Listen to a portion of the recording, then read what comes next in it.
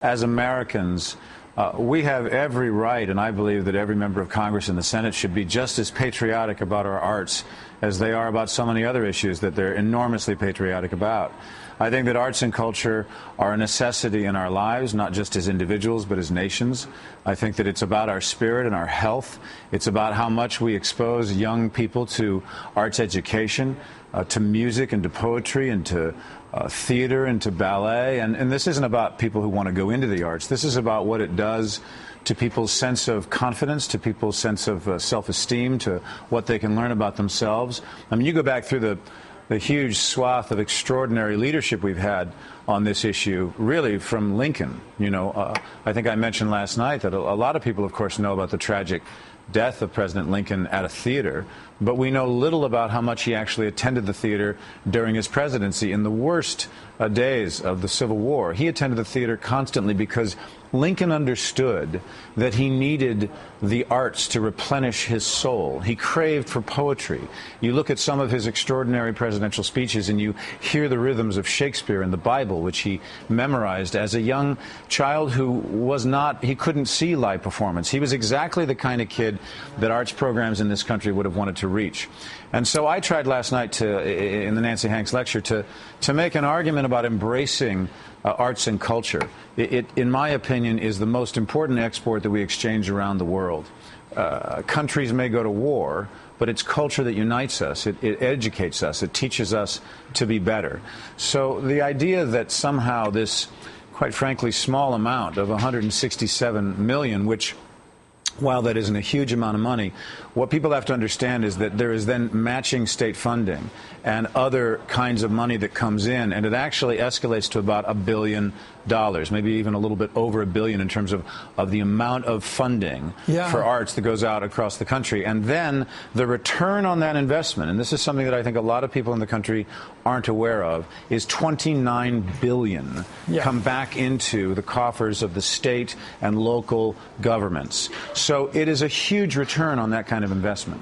Cultural center. It brings economy to all the surrounding businesses. I mean, if you go to any place in this country where there's a ballet company or a theater or a jazz club or a comedy store, any place people gather, it brings economy to all the surrounding businesses. The restaurants are filled. And by the way, the airlines are filled because, as many people probably don't know, the single largest money-making tourist attraction in the United States is Broadway.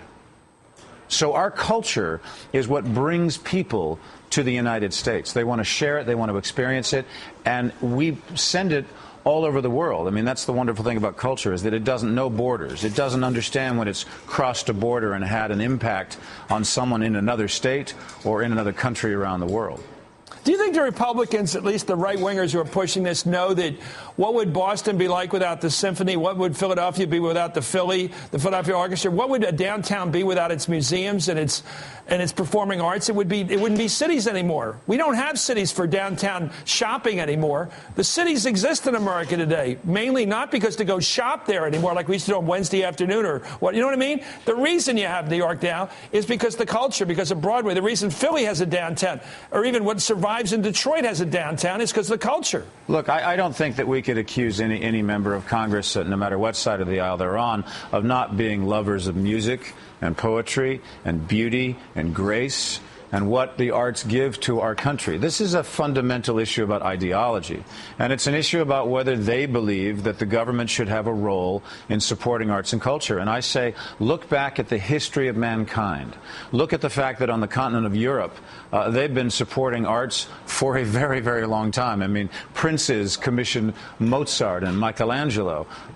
Joseph I built the first great opera house in Vienna. Germany nurtured music and theaters. Look how much money they spend in Italy, and even the cuts that we've experienced in Great Britain. Great Britain adopted the idea that the arts, like healthcare and education and Social Security, are universal goods that ought to be available regardless of people's ability to pay.